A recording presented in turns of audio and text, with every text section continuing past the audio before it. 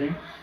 आजच्या रविवारच्या वर्गामध्ये आपल्या सर्वांचं हार्दिक हार्दिक असं स्वागत करतो. आजच्या रविवारी आपण धम्म म्हणजे काय हे पाहण्याचा प्रयत्न करणार आहोत. पाठीमागच्या वर्गामध्ये आपण निश्चितपणे धम्म म्हणजे काय याचे वेगवेगळे अर्थ पाहण्याचा प्रयत्न केलेला आहे आणि त्यापैकी एक जो अर्थ आहे तो आपण आता पाहण्याचा प्रयत्न करू. तर तो अर्थ असा आहे की धम्म म्हणजे काय, तर धम्म म्हणजे बुद्धाचा अनुभव आहे. धम्म म्हणजे सरळ बुद्धाचा अनुभव आहे असं आपण म्हणू शकतो. आणि दुसऱ्या प्रकारे आपण असं म्हणू शकतो की तो अनुभव इतरांना त्यांनी सांगितलेला आहे आणि तो ज्या स्वरूपात सांगितलेला आहे त्याला आपण धम्म म्हणतो. इतरांनी बुद्धाने जो काय अनुभव सांगितलेला इतरांना तो त्यांनी तत्वज्ञानाच्या स्वरूपात सांगितलेला आहे, रूपकाच्या स्वरूपात सांगितलेला आहे किंवा कथेच्या स्वरूपात सांगितलेलं आहे. त्यांनी ती शिकवण दिलेली आहे. तर त्यांची सर्व शिकवण जी आहे ती सर्व शिकवण ही आपण धम्म म्हणून समजू शकतो. अशा रीतीने धम्माचे दोन प्रमुख अर्थ होतात. पहिला अर्थ हा आहे की तो बुद्धाचा अनुभव आहे, बुद्धत्वाचा अनुभव आहे. आणि दुसऱ्या शब्दात तो त्यांनी कथन केलेला आहे, शिकवणीच्या स्वरूपात तो कथन केलेला आहे. तर या दृष्टीने आपण त्याकडे पाहतो. त्या निश्चितपणे त्यांचा जो काय अनुभव आहे तत्वज्ञानाच्या स्वरूपात सांगितलेला आहे आपल्याला माहिती आहे. त्यामुळे कधी कधी आपण तत्वज्ञान म्हणजे धम्म असं गृहीत धरून बसतो, पण तसं आपण तो एक्झॅक्टली तसंच तंतोतंत प्रयत्न धरायला पाहिजे. तर त्यांनी तत्वज्ञानाच्या भाषेत आपल्याला धम्म सांगितलेला आहे, पण तो जो काही धम्म आहे तो तत्वज्ञान नाही आपण लक्षात घ्यायला पाहिजे. तत्वज्ञानाच्या भाषेत निश्चितपणे सांगितलेला आहे, पण त्याच्या पाठीमागे जो काय अनुभव आहे, त्यांचा जो काही व्यक्तिगत अनुभव आहे तो त्याने आपल्याशी शेअर केलेला आहे, तो आपल्याला सांगितलेला आहे, तो आपण लक्षात घ्यायला पाहिजे. आणि ज्यावेळेस भगवान बुद्धांना बुद्धत्व प्राप्ती झाली तर त्यावेळेस आपण पाहू शकतो की त्यांच्यासमोर मोठा प्रश्न पडला होता की मला जे काही बुद्धत्व प्राप्त झालेलं आहे ते बुद्धत्व इतर लोकांना सांगा की नाही सांगा. त्यांच्यासमोर मोठा प्रश्न होता, कारण त्यांना माहिती होतं की लोक जे आहेत ते संसारामध्ये अतिशय रममाण झालेले आहेत, गढून गेलेले आहेत. त्यांना माझे तत्त्वज्ञान समजेल का नाही, माझा हा जो काही अनुभव आहे तो त्यांना समजेल का नाही, त्यांना तो अनुभव होईल का नाही याच्याविषयी ती साशंक होती. आणि आपल्याला माहिती आहे की ज्यावेळेस त्यांच्या मनात असा प्रश्न उत्पन्न झाला त्यावेळेस त्यांच्यासमोर ब्रह्मसंपत्ती जे आहे ते उत्पन्न झाले आणि त्याने भगवान बुद्धाला विनंती केली की तुम्ही काय करा, जगाला धम्म सांगा. असे काही ना काहीतरी लोक आहेत की ज्यांच्या डोळ्यात थोडेसे धूळ आहे ते तरी आपला धम्म समजू शकते. तर त्या दृष्टीने पाहिलं तर आपल्याला माहिती आहे की भगवान बुद्धाने मग त्याला मान्यता दिली होती की येस मी काहीतरी लोकांना माझा धम्म समजेल, त्या दृष्टीने मी काय करेल, धम्म इतर लोकांना सांगेल. आणि ज्यावेळेस त्यांनी असं म्हटलं होतं की मी इतर लोकांना धम्म सांगेल, त्यावेळेस त्यांच्या समोर निश्चितपणे कल्पना होती की माझा धम्म सांगणं काय अतिशय कठीण अशी गोष्ट आहे.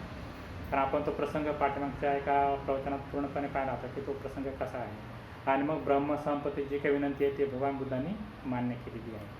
आणि आपण हे पाहण्याचा प्रयत्न केला होता की ब्रह्मसंपत्ती म्हणजे त्यांच्यामधलाच एक वेगळा विचार म्हणतात की त्यांच्यामधलीच एक वेगळी भावना जी आहे ती वेगळी भावना त्यांना प्रवृत्त करते की तुम्ही काय करा, तुम्ही लोकांना धम्म सांगा. आणि त्या दृष्टीने त्यांचा जो काय अनुभव आहे तो त्यांनी शेअर करण्याचा प्रयत्न केलेला आहे, तो लोकांना सांगण्याचा प्रयत्न केलेला आहे. तर धम्म म्हणजे काय, ज्यावेळेस आपण धम्म या शब्दाचा अर्थ पाहतो तर धम्म म्हणजे त्यांचा अनुभव आहे, बुद्धत्वाचा जो काय त्यांना प्रचंड मोठा अनुभव आलेला आहे तो आपण पाहण्याचा प्रयत्न करत असतो. आणि तोच अनुभव जो आहे तो तत्वज्ञानाच्या स्वरूपात आणि शिकवणीच्या स्वरूपात त्यांनी आपल्याला सांगितलेलं आहे. तर धम्म म्हणजे काय, मग त्या दृष्टीने ती तत्वज्ञान आहे आणि त्या दृष्टीने ती शिकवण आहे. हे पाठीमागच्या वर्गात आपण पाहण्याचा प्रयत्न केला होता. आणि आपण पाहत होतो की मग धम्माचे काय गुण आहे. तर धम्माचे गुण कशामध्ये आलेले आहेत, तर धम्मवंदनेमध्ये आलेले आहेत. ज्यावेळेस आपण त्रिशरण आणि पंचशील म्हणतो ते जे काही त्रिशरण आहेत, तर त्रिशरण कोणते आहेत, बुद्ध, धम्म आणि संघ हे 3 रत्न आहेत. त्या 3 रत्नांना आपण शरण जात असतो. मग बुद्ध जे आहे ते बुद्धाचं वर्णन, बुद्धांचे गुण कशात वर्णिले गेलेले आहेत, तर बुद्धवंदनामध्ये सांगितले गेलेले आहेत. धम्माचं जे काय वर्णन आहे किंवा धम्माचे जे काही गुण आहेत ते कशा सांगितले गेलेले आहेत, तर धम्मवंदनामध्ये सांगितले गेलेले आहेत. आणि संघाचे गुण जे आहेत ते संघवंदनेमध्ये सांगितले गेलेले आहेत. त्यामुळे निश्चितपणे ज्यावेळेस आपण धम्म काय हे पाहण्याचा प्रयत्न करतो तर निश्चितपणे आपल्यासमोर धम्मवंदना येते. आणि धम्मवंदनेमध्ये काय काय सांगितलेलं आहे ते सुद्धा आपण निश्चितपणे पाहण्याचा प्रयत्न केला तर धम्म म्हणजे काय ते आपल्याला कळेल. एखाद्या व्यक्तीला समजून घ्यायचं असेल तर आपण काय म्हणतो, ती व्यक्ती कशी आहे ते मला समजू द्या, त्याचे काय गुण आहेत, त्यांचे काय विचार आहेत हे मला समजू द्या. म्हणजे त्यांचे एखाद्या व्यक्तीचे आपण समजा गुण पाहिले, त्यांनी ते व्यक्ती कशा रीतीने वागते हे समजा आपण पाहिलं तर निश्चितपणे ती व्यक्ती कशी आहे आपल्याला समजते, बरोबर आहे. तर त्या दृष्टीने समजा आपल्याला धम्म पाहायचा असेल, धम्म समजून घ्यायचा असेल तर धम्माचं गुणवर्णन ज्या गाठ्यात आलेलं आहे ती गाथा समजा आपण समजून घेतली तर निश्चितपणे आपल्याला धम्म काय तो समजतो. आणि त्यामुळे आपण धम्मवंदना काय ते आपण पाहण्याचा प्रयत्न करत आहोत. आठवणीच्या वर्गात आपण त्याचे काय पाहिले होते. तर या वर्गामध्ये थोडेसे काही जे काही शब्द आहेत त्यांचे अर्थ आपण पाहूयात आणि त्यानंतर मग आपण पुढं जाऊया. तर धम्मवंदना जी आहे ते धम्मवंदना सांगत असताना त्याच्याविषयी काही गुणगान करत असताना पहिला जो शब्द आलेला आहे तो आलेला आहे स्वाख्यातो. स्वाख्यातो म्हणजे उत्तम रीतीने शिकवलेला असा त्याचा अर्थ होतो. स्वाख्यातो म्हणजे उत्तम रीतीने शिकवलेला, उत्तम रीतीने सांगितला गेलेला आहे. तर भगवान बुद्धाचा धम्म जो आहे तो काय उत्तम रीतीने सांगितला गेलेला आहे. तो आपल्या माहिती तो त्याने त्यांच्या शिष्यांना सांगितलेला आहे आणि त्यांच्या शिष्याने परत त्यांच्या शिष्यांना सांगितलेलं आहे, त्यांच्या शिष्याने त्यांच्या शिष्यांना सांगितलेलं आहे. अशा रीतीने धम्म जो आहे तो आपल्यापर्यंत पोहोचलेला आहे. आणि ज्यावेळेस हा पोहोचलेला आहे त्यावेळेस आपण त्याचा गुण वैशिष्ट्य पाहतो तर तो उत्तम रीतीने सांगितला गेलेला आहे, उत्तम रीतीनं उपदेश केला गेलेला आहे. शिष्यांना जे जे काय हवं आहे ते सर्व या धम्माच्या माध्यमातून सांगण्यात आलेलं आहे. आणि आपल्याला माहिती आहे की धम्म कशा स्वरूपात सांगितलं गेलेला आहे.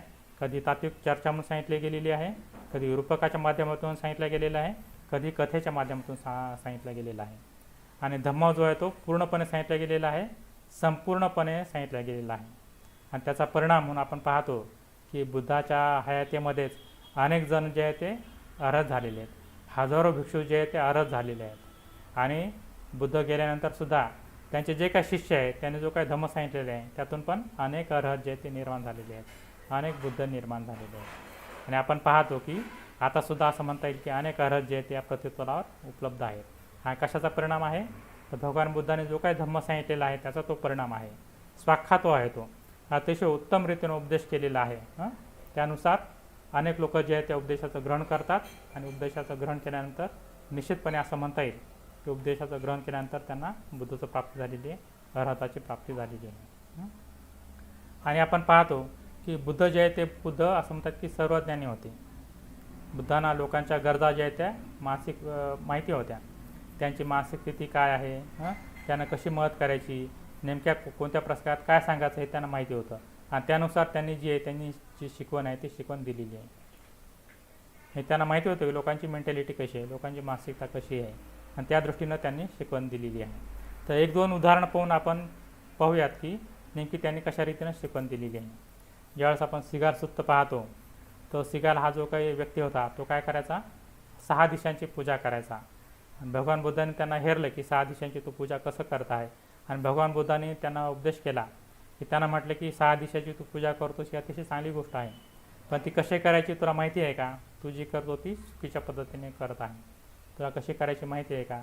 तर ज्यावेळेस असं त्यांना तसं त्या सिगाला सांगण्यात आलं तर सिगाल ग्रहणशील झाला आणि सिगाला म्हटलं की येस मला सांगा की कशा रीतीने 6 दिशांची पूजा करायची. आणि भगवान बुद्धांनी मग आपला उपदेश जो आहे तो 6 दिशांची पूजा कशी करायची या स्वरूपात सांगितलेला आहे. आणि त्याने सिगारांची मानसिक अवस्था ओळखली होती की त्याची मानसिक अवस्था कशी आहे आणि त्यानुसार त्यांनी उपदेश केलेला आहे. आपल्या सर्वांना ते माहिती आहे. दुसरा जो प्रसंग आहे तो आपण पाहतो की बह्य. आणि मला वाटतं हा जो प्रसंग आहे तो इतिहासामध्ये त्याची नोंद जी आहे ती अतिशय चांगल्या सुवर्णाक्षरात लिहून घेतलेली आहे असं मला वाटतं.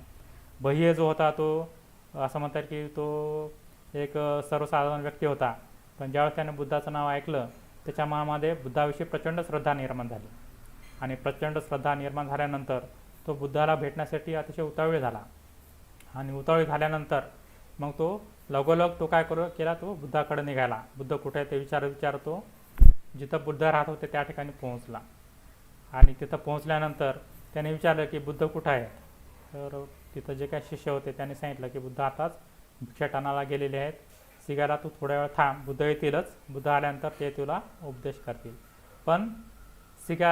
पण बह्याला घाई झाली होती. बह्य जो तिथं पोहोचला होता त्याला घाई झाली होती आणि बह्य मग थांबला नाही त्या ठिकाणी.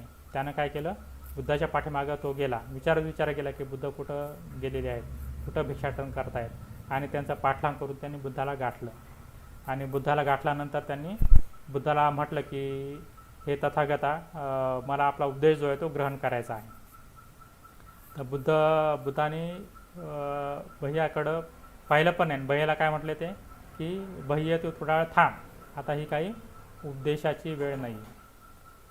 पण असं म्हटल्यावर बह्य ऐकला नाही. बह्य दुसऱ्यांदा म्हटला की नाही, मला काही ना काहीतरी सांगा, मला उपदेश ऐकण्याची मला घाई झाली, तर कृपया तुम्ही मला उपदेश करा. दुसऱ्यांदा बुद्ध म्हटले की नाही बह्य थांब, ही काही उपदेशाची वेळ नाही आहे. पण तिसऱ्यांदा पण बह्यानं तेच रिपीट केले की मला कृपया उपदेश करा तुम्ही.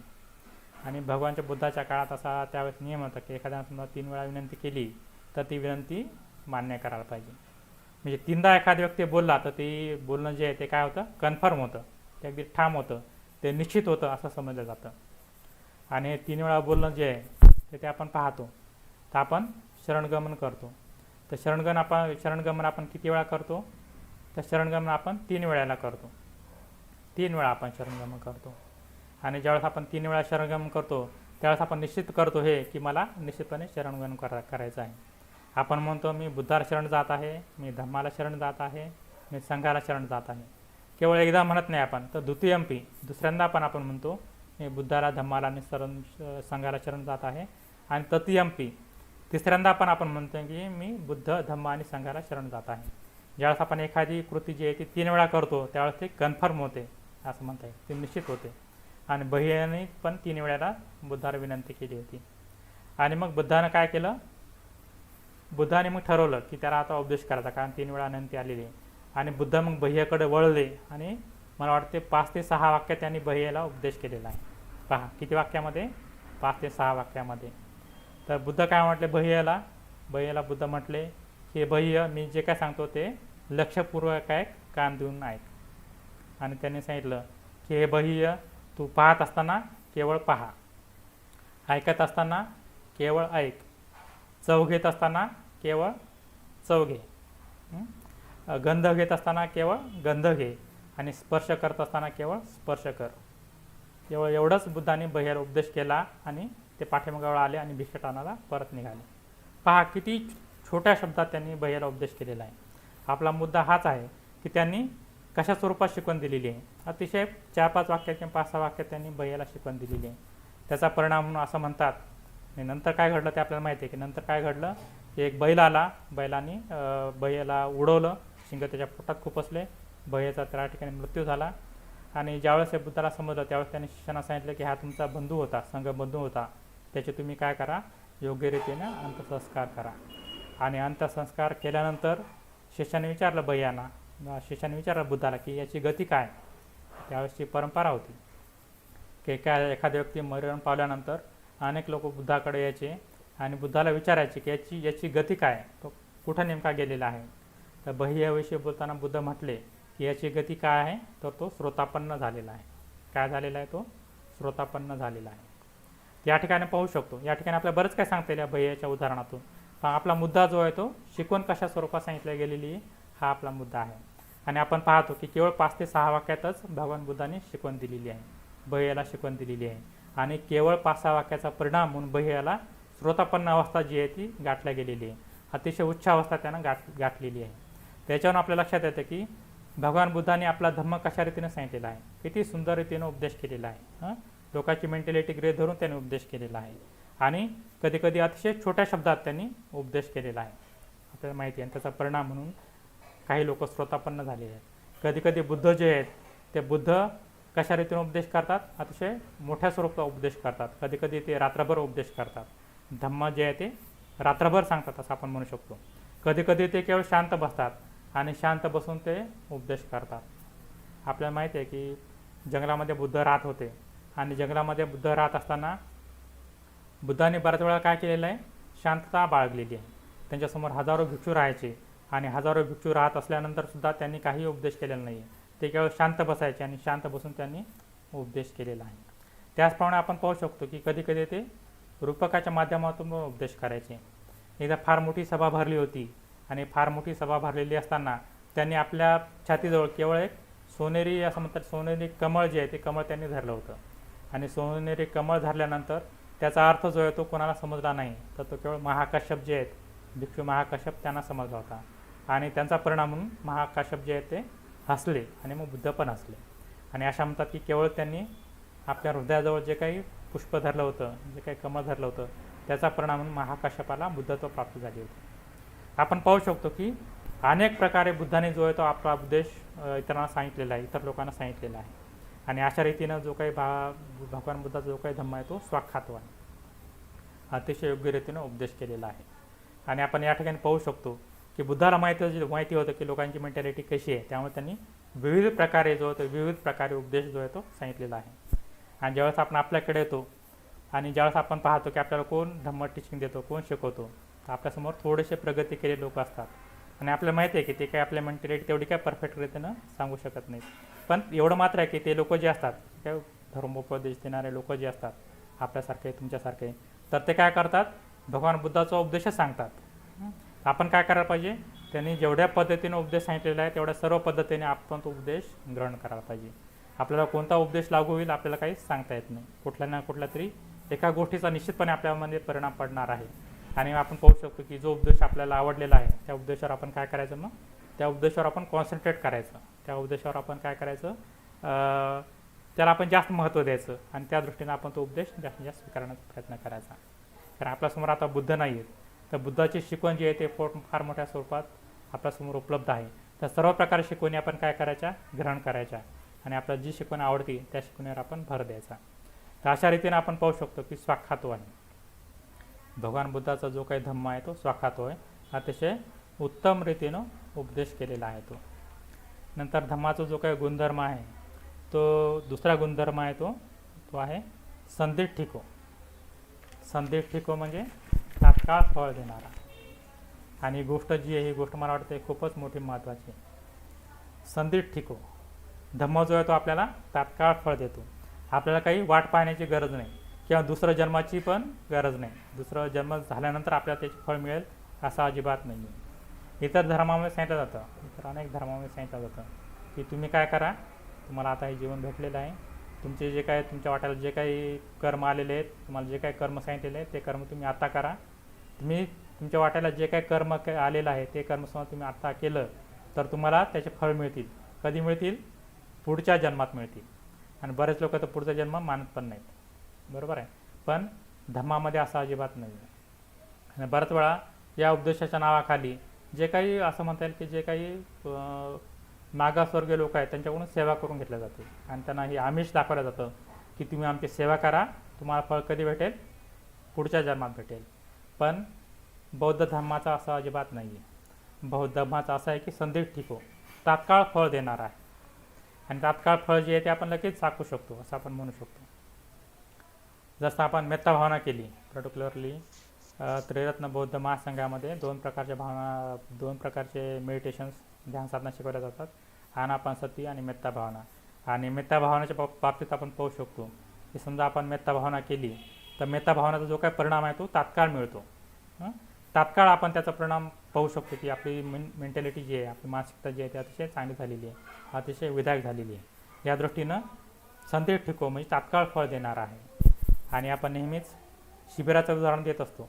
आपण जे काय 5-6 दिवसाचं शिबिर घेतो त्या शिबिरामध्ये आपण पाहू शकतो की शिबिराच्या आधीची मेंटॅलिटी काय, मानसिक अवस्था काय, आणि शिबिर सुटल्यानंतरची मेंटॅलिटी किंवा मानसिक अवस्था काय. केवळ 4-5 दिवसाचा आपल्या आचरणाचा परिणाम असतो. आपण तिथं एकत्रित येतो, सर्वजण एकत्रित येतो, अतिशय चांगल्या रीतीने आपण त्या ठिकाणी काय करतो, पूजा करतो, ध्यान साधना करतो, धम्मचर्चा करतो, धम्मश्रवण करतो. आणि हे सर्व केल्यानंतर असं म्हणता येईल की आपली मेंटॅलिटी, आपली मानसिकता जी आहे ती अतिशय उच्च होते, अतिशय विधायक होते आणि त्याचा परिणाम जो आहे तो आपण लगेच अनुभवू शकतो. आणि मला वाटते जवळजवळ 99.99% लोक असे असतात की ते हे अनुभवू शकतात की आपली मेंटॅलिटी जी आहे ती अतिशय उच्च झालेली आहे, अतिशय चांगली झालेली आहे. आणि याचा अनुभव आपण तात्काळ घेऊ शकतो. तर त्या दृष्टीने आपण म्हणू शकतो की भगवान बुद्धाचा धम्म जो आहे तो संदिग्धिको आहे, तात्काळ फळ देणार आहे. आणि त्यानंतर धम्माचा आपण गुणधर्म पाहतो, तर तिसरा धम्माचा गुणधर्म आहे तो आहे अकालिको. अकालिको म्हणजे काळ आणि वेळेच्या पलीकडे गेलेला धम्म आहे. म्हणजे काळ आणि वेळेचं त्याला बंधन नाही. आपल्याला माहिती आहे की 2500 वर्षापूर्वी भगवान बुद्धांनी धम्मोपदेश केलेला आहे. आणि 2500 वर्षापूर्वी जे काय तत्त्व लागू होते त्या काळात ते तत्त्व आतासुद्धा लागू आहेत. त्या काळात असं सांगितलं गेलं होतं की कर्म आणि त्याचे परिणाम आहेत. चांगल्या कर्माचे परिणाम चांगले आहेत, वाईट कर्माचे परिणाम वाईट आहेत. तुम्ही चांगले कर्म केले तर तुम्हाला निश्चितपणे चांगलंच फळ मिळणार आहे, आणि वाईट कर्म केले तर तुम्हाला निश्चितपणे वाईटच फळ मिळणार. आणि आपल्याला माहिती आहे की धम्मपदामध्ये ती एकदम सुरुवातीलाच ही गाथा आलेली आहे. जर समजा एखादा व्यक्ती वाईट चालेल, वाईट बोलेल, तर त्याच्या पाठीमागं वाईट फळ जे आहे ते त्याच पद्धतीने येतात जसं बैलाच्या पाठीमागं चाक येतं. आणि दुसऱ्यांदा सांगितलेलं आहे की एखाद्या व्यक्ती चांगल्या रीतीनं बोलेल, चांगल्या रीतीनं वागेल, चांगल्या रीतीनं आचरण करेल, तर त्याच्या पाठीमागं चांगले जे काही फळ आहे ते त्याच पद्धतीने येतात जसं एखाद्याच्या पाठीमागं त्याची सावली येते. तर अशा रीतीनं हे जे तत्त्वज्ञान आहे, हे जे प्रिन्सिपल आहे, हे प्रिन्सिपल 2500 वर्षापूर्वी भगवान बुद्धाने सांगितलेलं आहे.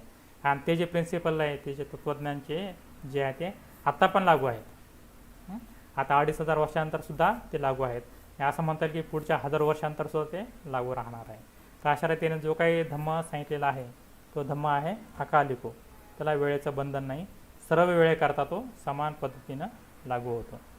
आणि हा पण निश्चितपणे कार्यकारण भाव जो आहे त्या स्वरूपात आपण पाहू शकतो. कर्म आणि त्याचे परिणाम या पद्धतीच्या स्वरूपात आपण त्याला पाहू शकतो. हा एक गुणधर्म आहे धम्माचा. आणि धम्माचा असं म्हणतात की तिसरा गुणधर्म आहे तो आहे एही पस्सिको. एही पस्सिको म्हणजे या आणि पहा. आपण म्हणतो पर्टिक्युलरली शिबिराची जाहिरात करताना, शिबिराला जात असताना आपण म्हणतो की शिबिर खूप चांगलं आहे, असं आहे, तसं आहे.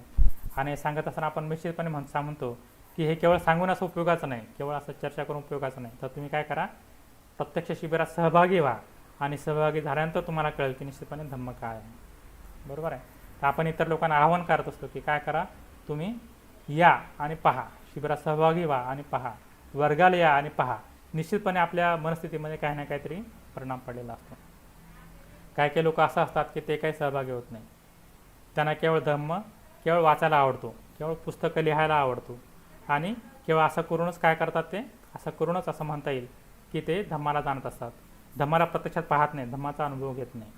पण बुद्ध काय म्हणतात, बुद्धाने सुद्धा म्हटलेले आहे एही पस्सिको. म्हणजे ते आपल्याला भिक्षूला म्हणत होते, बुद्धाने सुद्धा म्हटलेले आहे की तू काय कर, ये आणि पहा.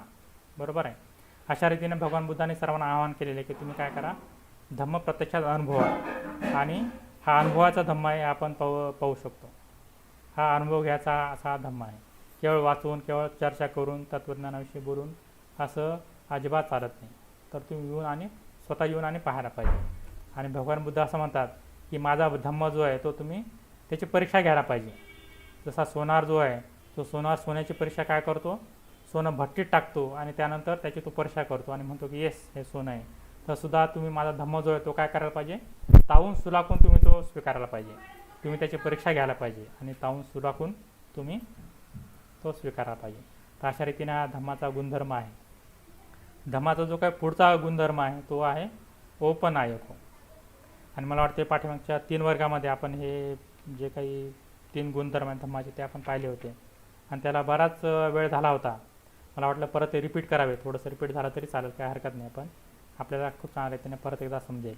तर त्यानंतर पुढचा जो काही गुणधर्म आहे धम्माचा तो आहे औपनायको. औपनायको म्हणजे तो पुढं नेणार आहे. आणि धम्माची जी उपमा आहे ती प्रवाहाला दिलेली आहे. प्रवाह काय करतो, आपण एखाद्या प्रवाहात दाखल झालो, पर्टिक्युलरली नदीच्या प्रवाहात दाखल झालो, तर प्रवाहाचा एक फोर्स असतो, एक त्याला ताकद असते. आपण त्या दाखल जरी झालो तर त्या ताकदीनं काय करतो, आपण नदीच्या प्रवाहामध्ये पुढं जात राहतो. तर धम्माची एक स्वतःची ताकद आहे, धम्माचा एक फोर्स आहे. धम्म काय करतो, आपल्याला आपण धम्मात सामील झालो तर तो आपल्याला पुढं नेतो. पुढं नेतो म्हणजे आपली मानसिक अवस्था जी आहे ती उच्च कर जातो. आपल्याला जो काही सुखाचा अनुभव आहे तो सुखाचा अनुभव आपल्याला जास्तीत जास्त येत जातो. तर अशा रीतीनं धम्म जो आहे तो काय आहे, धम्म आहे औपनायको. पुढं तो आपल्याला नेला जातो. पर्टिक्युलरली आपण ध्यानसाधना करत असताना आपण खूप चांगल्या रीतीने ध्यानसाधना केली तर ध्यानसाधनेचा परिणाम म्हणून आपण पाहू शकतो की आपण निश्चितपणे आपली मेंटॅलिटी जी आहे ती चांगली होत आहे आणि आपण पुढं जात आहोत. बऱ्याच वेळा लोक जे आहे ते कदाचित कुठं पण सुरुवात करतात. म्हणजे कदाचित एखाद्या ते अतिशय उच्च असं तत्त्वज्ञान घेतात आणि त्यापासून ते सुरुवात करतात. आणि त्यात काही गैर आहे असं नाही आहे. पण त्यांच्या लक्षात येतं की आपल्याला तो तत्त्वज्ञान फारसं काय लागू होत नाही, आपण अजून खाली जायला पाहिजे. अशा रीतीने लोक जे आहेत ते मूळ तत्त्वज्ञानाकडे येतात. ज्याला आपण त्रिक्षण आणि पंचशील याच्याकडे येतात असं म्हणता येईल. मूळ तत्त्वज्ञानाकडे येतात आणि मूळ तत्त्वज्ञानाकडे एकदा आल्यानंतर निश्चितपणे ते आचरण केल्यानंतर त्यांची काय होते, प्रगती होते आणि मग ते पुढं पुढं जातात.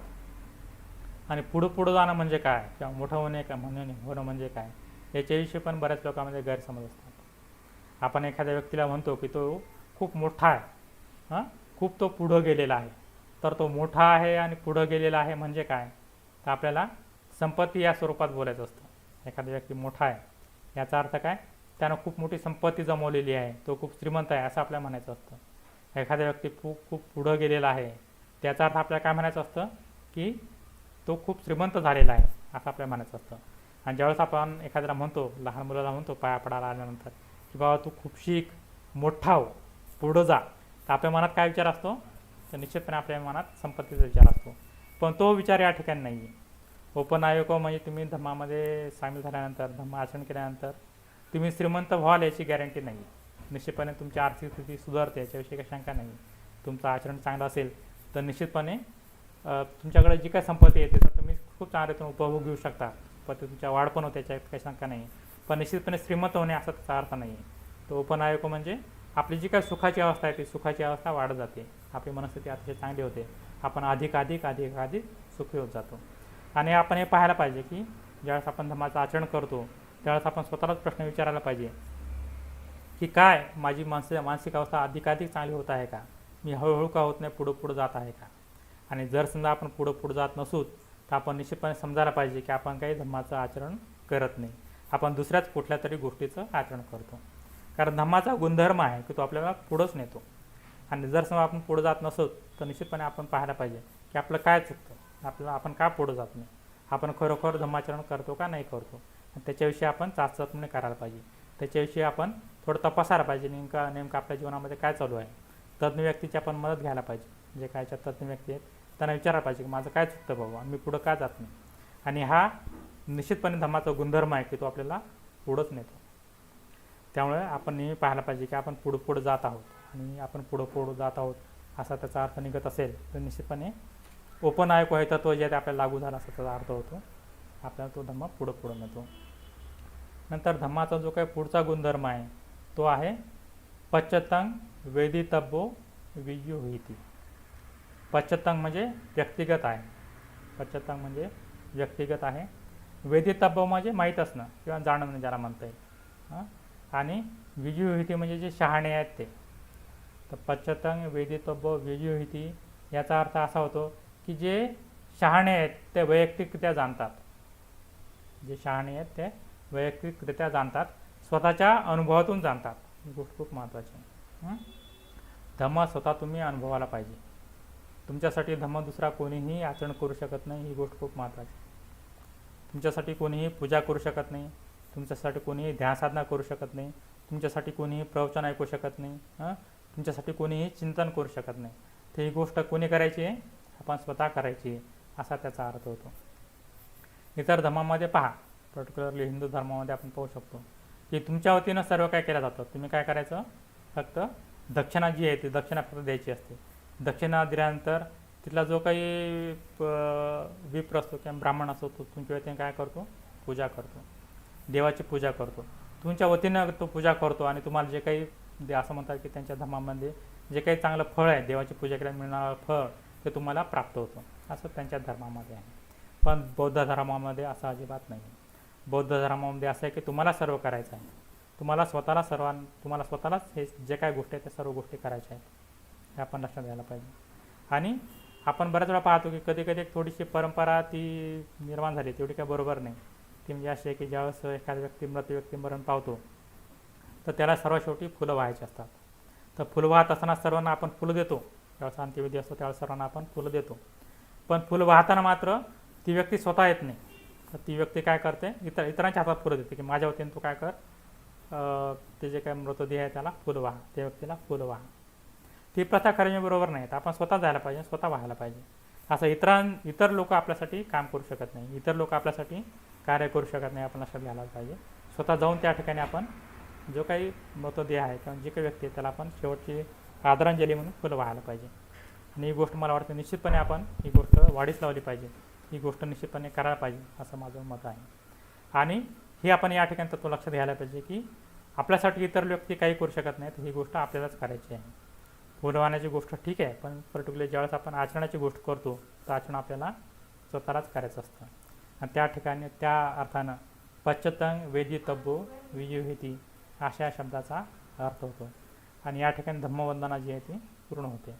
आणि धम्मवंदना पाहत असताना आपण पाहतो की त्याचा नेमका काय अर्थ होतो, त्याचे काय गुण आहेत, आणि ते गुण आपण पाहण्याचा प्रयत्न केलेला आहे. आणि त्या माध्यमातून धम्म म्हणजे काय ते आपण पाहण्याचा प्रयत्न केलेला आहे. धम्माचे गुण आपण पाहिले तर निश्चितपणे धम्म काय आहे तो आपल्याला समजतो. आणि यानंतर पुढची जी गोष्ट आहे ती सांगायची ती म्हणजे तराफ्याची बोधकथा आहे. तराफा, आणि मला वाटतं त्यासाठी वेळ मी राखून ठेवला, तेव्हा पाठीमागे आपला हा विषय झाला होता बऱ्यापैकी, तर त्याच्याविषयी थोडक्यात आपण रिव्हिजन केलेलं असं म्हणता येईल. आणि पर्टिक्युलरली धम्म म्हणजे काय पाहत असताना तराफ्याची गोष्ट जी आहे ती खूपच महत्त्वाची आहे असं मला वाटतं. आणि तराफ्याची गोष्ट पाहिल्यानंतर निश्चितपणे आपल्या लक्षात येईल की धम्म कशा स्वरूपात कार्य करतो. तर आपण आता तराफ्याची गोष्ट पाहूयात, आणि खूपच सुंदर अशी बोधकथा आहे.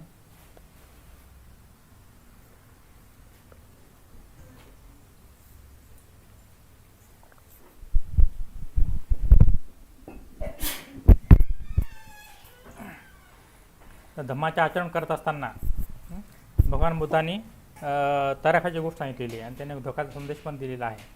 तो धोक्याचा संदेश पण तराफ्याच्या माध्यमातून आपण पाहू शकतो. तर तराफा म्हणजे काय, तर तराफा म्हणजे एका किनाऱ्यावरून दुसऱ्या किनाऱ्याकडे जाण्यासाठी जी काही वस्तू वापरली जाते त्याला आपण तराफा म्हणतो. आपण नाव वापरू शकतो, बोट वापरू शकतो, अनेक गोष्टी वापरू शकतो, पण तराफा जी आहे ती कॉमन गोष्ट आहे. आणि बुद्धाच्या काळात आपल्याला माहिती आहे की बुद्धाच्या काळात तराफा ही गोष्ट फार होती, ती कॉमन होती, फारच सर्वसामान्य होती. आणि आपण पाहू शकतो की बुद्धाच्या काळात काय होतं, खूप मोठा पाऊस पडत होता. आणि खूप मोठा पाऊस पडत असताना नद्या ज्या आहेत त्या नेहमीच 12ही महिने भरून वाहायच्या. आणि ज्यावेळेस आपण आता म्हणतो की नद्या 12ही महिने भरून वाहायच्या, तर आपल्या मुलांना प्रश्न पडतो की हे लोक काय बोलतात, ही गोष्ट शक्य होती का. आजकाल आपण कुठली मोठी नदी पाहिली तर मोठी नदी कशी आहे, कोरडी आहे, कोरडी ठाक आहे. पण आपल्याला माहिती आहे की आपल्यासारखे जे काही वयस्कर लोक आहेत, पर्टिक्युलर मी पाहत असतो ज्यावेळेस मी गंगाखेडला राहत होतो, तिथं गोदावरी नदी जी आहे ती गोदावरी नदी वाहत होती. आणि पावसाळ्यात अगदी दुथडी भरून वाहायची, पण उन्हाळ्यातसुद्धा ती नदी वाहायची. उन्हाळ्यातसुद्धा आम्ही त्या ठिकाणी पोहायला जायचो, आणि त्या ठिकाणी आम्ही आंघोळ करायला जायचो. आणि कधीकधी आम्ही ती नदी पार पण करायचो. उन्हाळ्यात आम्हाला ते शक्य व्हायचं. त्यावेळेस नदीचं पात्र जे आहे ते त्याच्या पात्रामध्ये पाणी कमी राहायचं, आणि साधारणतः छातीभर पाण्यामध्ये आम्ही पूर्ण नदी ती पार करायचो. एक हौस म्हणून किंवा एन्जॉयमेंट म्हणून, मनोरंजन म्हणून आम्ही ती नदी पार करायचो. पण ही माझ्या वेळची गोष्ट आहे. बुद्धाच्या काळात आपण पाहू शकतो की बुद्धाच्या काळात नदी कोणत्याही स्वरूपात पार करता येत नव्हती, बिलकुल पहिलं तरी जाताच येत नव्हतं, तुम्हाला तराफा वापरावा लागत होता. आणि तराफा म्हणजे काय, तर लाकडाचे ओंडके जे आहेत ते लाकडाचे ओंडके एकमेकाला बांधणं, सरळ लाकडाचे ओंडके घ्यायचे, एकमेकांना बांधायचे, दोरीनं बांधायचे, आणि एक लाकूड जे आहे ते त्याचं वल्ह तयार करायचं, आणि वलवत पलीकडे जायचं. तर अशा रीतीनं तराफा असतो. आणि त्यावेळेस हा तराफाचा वापर करून लोक जे आहेत ते या तीरावरचे त्या तीरावर जायचे. आणि हेच उदाहरण बुद्धाने सांगितलेलं या ठिकाणी. तर बुद्ध काय म्हणतात की आपल्यासुद्धा हे जे भवसागर आहे, जो काही संसार आहे, तो संसार आपल्याला पार करायचा आहे. जो काही भवसागर आहे तो भवसागर पार करायचा आहे. आणि भवसागराच्या अलीकडे काय आहे, भवसागराच्या अलीकडं संसार आहे, आणि पलीकडं काय आहे, निर्वाण आहे. तर आपल्याला हा जो भवसागर आहे, जो काही प्रवाह आहे भवसागराचा, जो काही जन्म मृत्यूचा जो काही प्रवाह आहे तो आपल्याला पार करायचा आहे. आणि तो पार करण्यासाठी आपल्याला जसं आपण नदीमध्ये तराफा वापरतो, तर तसं हा भवसागर पार करण्यासाठी आपल्याला धम्म वापरायचा आहे.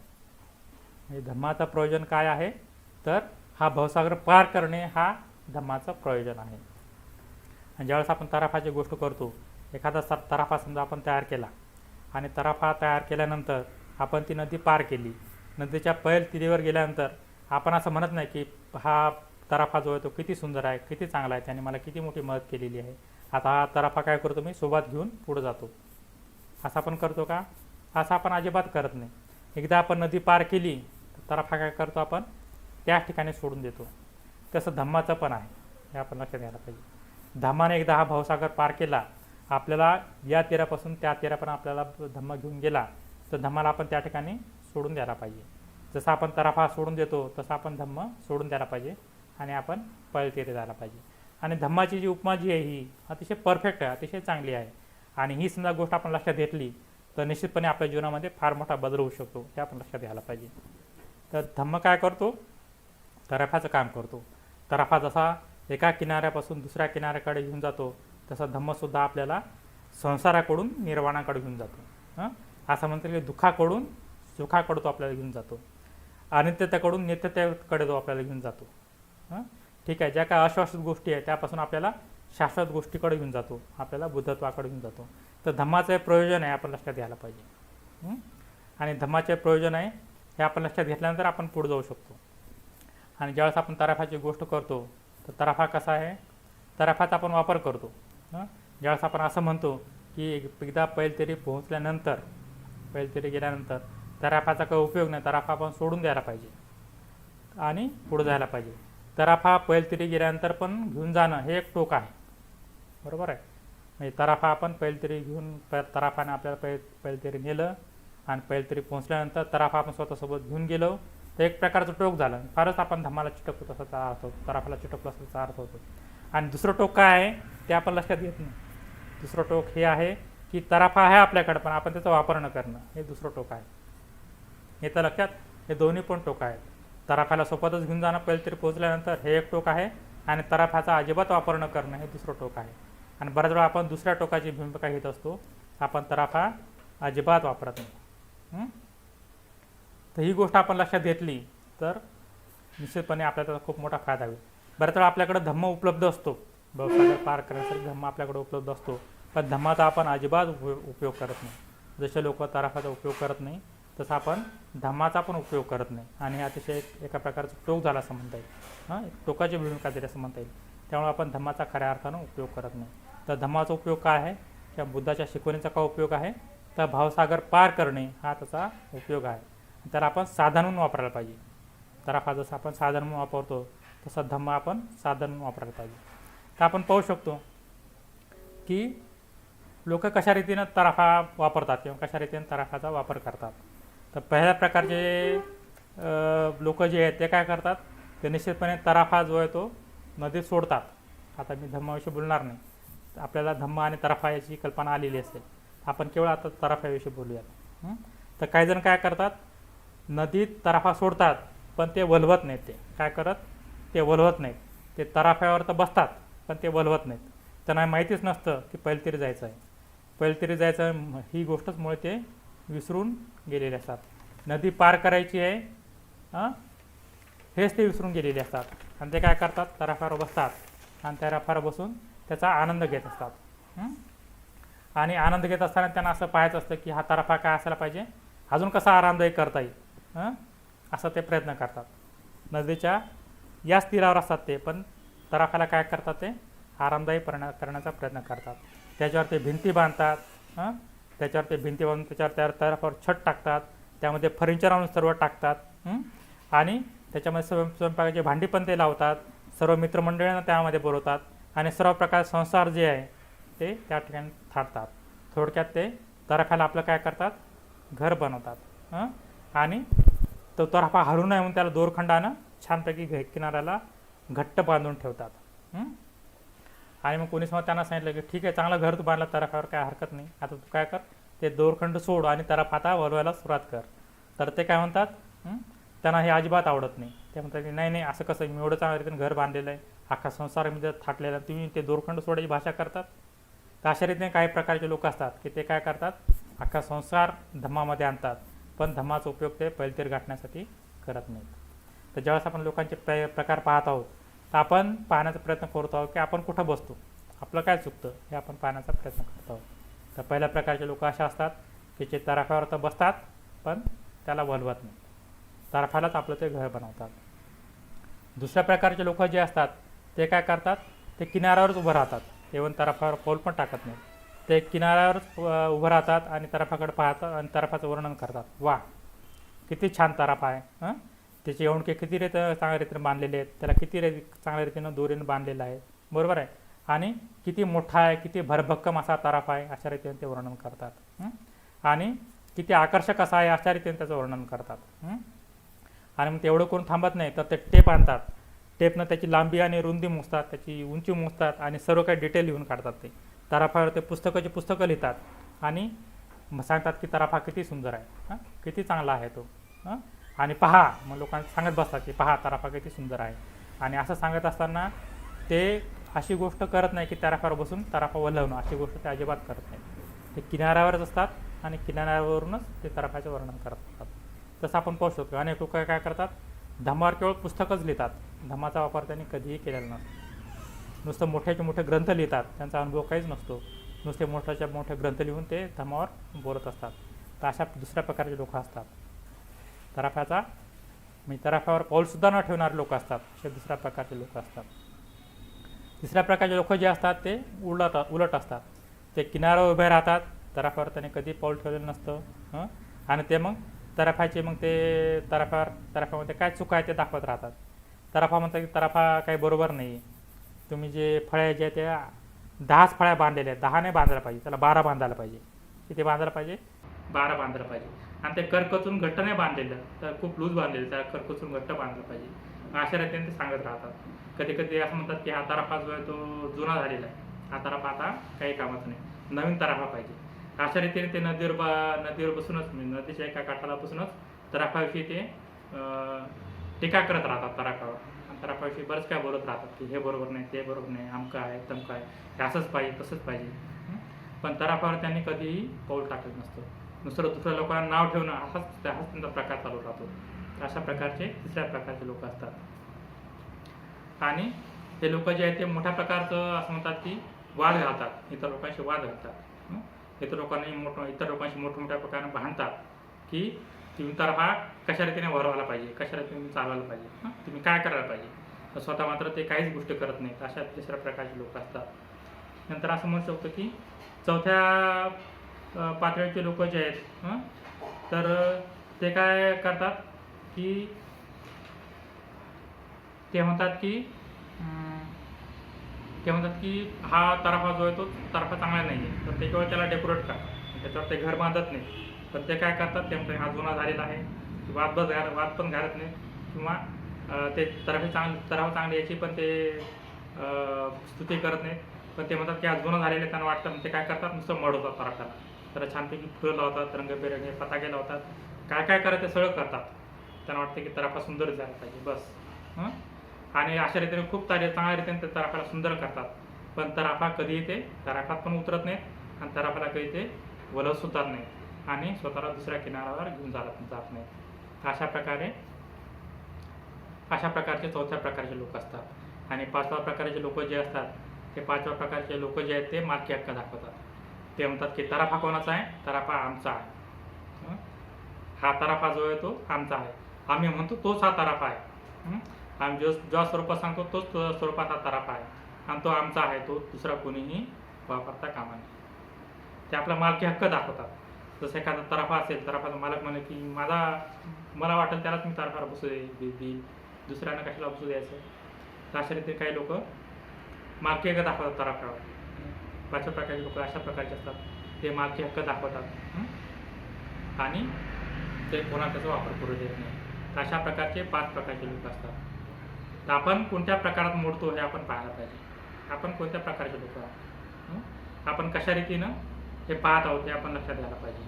आणि असं म्हणतात की आपण ज्या किनाऱ्यावर उभे आहोत ते आताच आपलं अस्तित्व असतं, ते गर्वानं भरलेलं असं अस्तित्व असतं, अतिशय दुःखदायक असतं, बदसूर असतं. आणि असं म्हणतात की खूपच आपण दुःखाने त्या ठिकाणी पिळवटून गेलेलो असतो. पण आपल्याला कल्पना असते की पलीकडं पण एक तीर आहे, आपण या तीरावर आहोत, पलीकडं पण एक तीर आहे. धम्मा निश्चितपणे आपल्याला या दुःखातून सुखाकडे घेऊन जाऊ शकतो, याचीच आपल्याला कल्पना नसते. बऱ्याच वेळा आपण या 4-5 प्रकारामध्येच अडकून कुठेतरी पडलेलो असतो. त्याच्यात आपल्याला धम्म माहिती पण असेल, पण धम्माचा आपण खऱ्या अर्थानं उपयोग करून घेत नाही.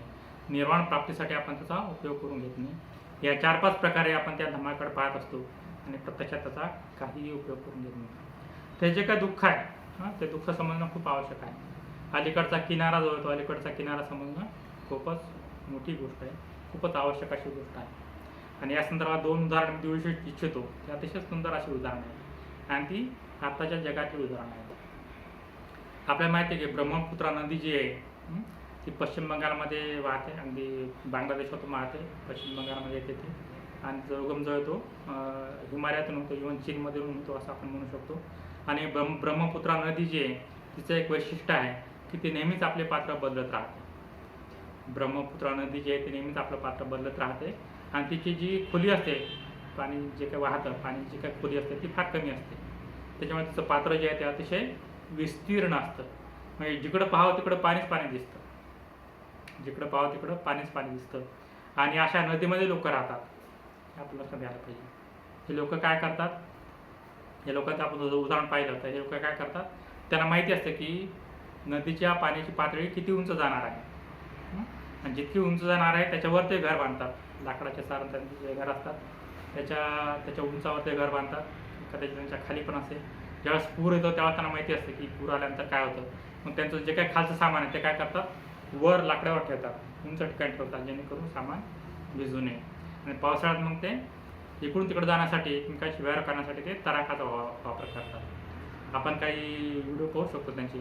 लहान लहान मुलं असतात, लहान लहान मुलांना लहानपणापासून सवय असते. ते काय करतात, छोटासा तराफा घेतात, त्यांना जे काही वस्तू इकडून तिकडे द्यायची ते त्याच्यावर ठेवतात आणि वलवत ते एका ठिकाणी दुसऱ्या ठिकाणी ते जात असतात. अशा रीतीनं त्यांचं जीवन आहे. आणि ज्यावेळेस पाणी कमी होतं, ज्यावेळेस पाणी अतिशय कमी होतं त्यावेळेस ते काय करतात, पावसाळा संपल्यानंतर उन्हाळ्यात आणि हिवाळ्यात पर्टिक्युलरली पाणी कमी झाल्यानंतर त्या ठिकाणी ते शेती करतात. शेती करतात आणि त्या ठिकाणी ते जीवन जगतात. आणि पावसाळा की परत त्यांची 4-5 महिने काय होते, परेशानी होते. आणि ज्यावेळेस आपल्यासारखे लोक त्या ठिकाणी जातात, NGO जातात, जे सामाजिक कार्यकर्ते त्या ठिकाणी जातात आणि त्यांना म्हणतात की अरे बाबा तुम्ही नदीत राहता, कुठं राहता, नदीत राहता, एवढं तुम्ही अवघड जीवन का बरं जगता, जमिनीवरून राहा ना, दुसरीकडे जमीन आहे त्या जमिनीवरून राहा, तुम्हाला अतिशय चांगल्या रीतीनं जीवन जगता येईल. एवढं तुम्हाला काबाड कष्ट करण्याची गरज नाही, तराफा हलवण्याची गरज नाही, प्रत्येक वेळेला नदीतून व्यवहार करण्याची गरज नाही, उंचावर सामान ठेवण्याची गरज नाही. तुमची किती परेशानी होते ते त्यांना समजून सांगण्याचा प्रयत्न करतात. आणि हे जे काही सामाजिक कार्यकर्ते आहेत त्यांचा अनुभव आहे की ते लोक अजिबात ऐकत नाही. ते काय म्हणतात की बाप जाद्यापासून आम्ही इथं राहतो, आमचे जे काही जुने वाडवडील होते तिथं अनेक वर्षापासून राहिलेले आहेत आणि त्याच ठिकाणी आम्ही राहतो, तुम्ही आम्हाला शिकवता या ठिकाणी राहू नये म्हणून. याचं लक्षात. अशा रीतीनं ते काय करतात, आपली जागा ते अजिबात सोडत नाही. आपली जे काही दुःखाची जी काही जागा आहे ते अजिबात सोडत नाही, नदीतली जागा ते अजिबात सोडत नाही. आणि त्याच ठिकाणी ते वर्षानुवर्षे राहतात. म्हणजे त्यांना ही कल्पनाच नाही की आपण नदीत राहतो. तशी आपली पण अवस्था असते. आपल्या पण बऱ्याच वेळा वाटत असतं की आपण जे आहोत ते अतिशय चांगले आहोत. आपल्याला ही कल्पनाच नसते की आपण किती दुःखामध्ये राहतो. बरोबर आहे. म्हणजे हे सामाजिक कार्यकर्ते येऊन आपल्याला सांगतात की बाबा चला चांगल्या ठिकाणी चला. तसं बाबासाहेबांनी पण आपल्याला सांगितलेलं आहे की काय करा बाबा, तुम्ही चांगल्या ठिकाणी चला, हे जे काही जीवन आहे जीवनातून तुम्ही बाहेर पडा आणि बौद्ध धर्माची त्रास धरा. तर आपल्याला ते कळत नाही की आपण किती दुःखामध्ये राहतो. आणि याच्यापेक्षा एक भयानक उदाहरण माझ्यासमोर आलेलं आहे. ते उदाहरण असं आहे की आफ्रिकेमध्ये काही जंगल आहे, ते जंगलाचं उदाहरण आहे. आणि जंगल आपल्याला माहिती आहे की जंगलामध्ये काय असते, किर्र अशी झाडी असते आणि झाडी असल्यामुळं पुरेसा सूर्यप्रकाश जो आहे तो सूर्यप्रकाश जमिनीवर पडत नाही आणि सूर्यप्रकाश जमिनीवर पडत नाही, त्यामुळे अनेक किड्यांची म्हणता येईल किंवा अनेक जीवजंतूची त्या निर्मिती होते. आणि असा एक प्रदेश आहे म्हणजे की ज्या ठिकाणी दलदल आहे, काय आहे, दलदल आहे. आणि आपल्याला त्या ठिकाणी जायचं असेल तर असं म्हणतं की गुडघ्या एवढ्या दलदलीतून जावं लागतं, त्याशिवाय पर्याय नाही. आणि त्या ठिकाणी अनेक आदिवासी लोक त्या दलदलीमध्ये राहतात. मोठा प्रदेश आहे तो. आणि अशा प्रदेशात ते लोक दलदलीतच राहतात. दलदलीमध्येच ते घर बांधतात आणि त्याच ठिकाणी त्यांची ते उपजीविका करत राहतात. फळ तोडणे किंवा काही प्रकार तो प्रकार करत राहतात, जमीन तर काही पिकत नाही आणि त्या ठिकाणी राहून आपलं ते जीवन कंटत असतात. आणि आपल्याला माहिती आहे की दलदलीमध्ये राहणं किती कठीण गोष्ट आहे, किती वाईट अशी गोष्ट आहे. जीवजंतूची निर्मिती होते, चालताना पण त्रास होतो, अनेक आजार होतात, अनेक प्रकारच्या आजारांनी ते व्याधीग्रस्त असतात आणि त्यांचं जीवन जे आहे ते अतिशय कठीण झालेलं असतं. आजारपणात त्यांचं अख्खं जीवन गेलेलं असतं. त्याचा राहणीमानाचा दर्जा जो आहे तो अतिशय खालावलेला असतो. आणि त्या ठिकाणी मग सामाजिक कार्यकर्ते जातात आणि सामाजिक कार्यकर्ते जाऊन त्यांना म्हणतात की बाबा, अरे बाबा तुम्ही कुठं राहता, दलदलीमध्ये राहता, या दलदलीतून तुम्ही बाहेर पडा आणि चांगल्या जमिनीवर या, चांगल्या ठिकाणी तुम्ही राहा. तुम्ही दलदलीतून बाहेर जरी पडले तर तुमच्या खूप साऱ्या समस्या तुमच्या नष्ट होतील. 70-80% समस्या तुमच्या नष्ट होतील. तुम्ही केवळ काय करा, दलदल सोडा आणि तुम्ही जमिनीवर या. पण त्यांचा पण अनुभव आहे, त्या सामाजिक कार्यकर्त्याचा पण अनुभव आहे. पर्टिक्युलरली डॉक्टर्स लोक त्या ठिकाणी जात असतात, त्यांचा अनुभव आहे की ते लोक अजिबात ऐकत नाहीत. ते त्या दलदलीमध्ये राहणंच पसंत करतात आणि त्याच ठिकाणी ते आपलं जीवन जगतात. त्यांचं पण म्हणणं असतं की आमच्या अनेक पिढ्या या ठिकाणी राहिलेल्या आहेत. ते काय मूर्ख होत्या का? त्यांना काही कळत नव्हतं का? आणि तुम्ही आम्हाला येऊन सांगता आता की दलदलीतून बाहेर पडा. आणि त्यांना हे मुळात माहितीच नसतं की जमीन नावाचा काहीतरी प्रकार असतो, सुखी जमीन नावाचा काहीतरी प्रकार असतो, कोरडी जमीन नावाचा काय प्रकार असतो, हाच त्यांना माहिती नसतो. आणि त्या दलदलीतून पडण्यासाठी ते तयार नसतात. बरोबर आहे. तर अशा रीतीनं आपलं पण आहे. आपण सुद्धा असं म्हणतात की हिंदू धर्माच्या दलदलीमध्ये अडकलो होतो, खूप मोठ्या प्रमाणात फसलो होतो. आपल्याला असं वाटत होतं की तेच आपलं जीवन आहे. पण बाबासाहेब आपल्याकडे आले आणि बाबासाहेब आपल्याकडे त्यांनी काय म्हटलं की तुम्ही या दलदलीतून बाहेर पडा. या दलदलीमधून तुम्ही बाहेर पडले की तुमचे 70 ते 80% समस्या काय होतील, आपोआप नष्ट होतील. फारसं काय तुम्हाला करायची गरज नाही. त्या हिंदू धर्माच्या दलदलीतून तुम्ही बाहेर पडा आणि बौद्ध धर्माची कास धरा. तर अशा रीतीनं आपल्यापैकी अनेक लोकांनी धर्मांतर केलेलं आहे, हिंदू धर्म सोडून दिलेला आहे, बौद्ध धर्माची कास धरलेली आहे. आणि त्याचा परिणाम म्हणून आपण पाहू शकतो की आपण अधिकाधिक सुखी होत चाललेलो आहोत. पण आपले पण असे अनेक लोक आहेत की त्यांना माहीत नाही की दलदल आहे म्हणून. ते देवधर्मामध्येच अजूनही अडकलेले असं म्हणता येईल. आणि त्यांना कळत नाही की आपण किती दुःखी आणि कष्टी आहोत. बरोबर. आणि आपण पाहू शकतो आजकाल धर्मांतराची अनेक ठिकाणी लाट आलेली आहे. लोकांना कळत आहे की हिंदू धर्म कसा आहे आणि अनेक लोक घोषणा करतायत की आता आम्ही हा धर्म सोडतोय आणि दुसरा जो धर्म आहे, बौद्ध धर्म जो आहे तो स्वीकारतोय. त्यांना निश्चितपणे कल्पना आलेली की दलदल काय आहे. बरोबर आहे. तसं हे जसं आपण उदाहरण पाहिलं की दलदल आहे, या लोकांना समजत नाही, तशी आपली पण गोष्ट आहे.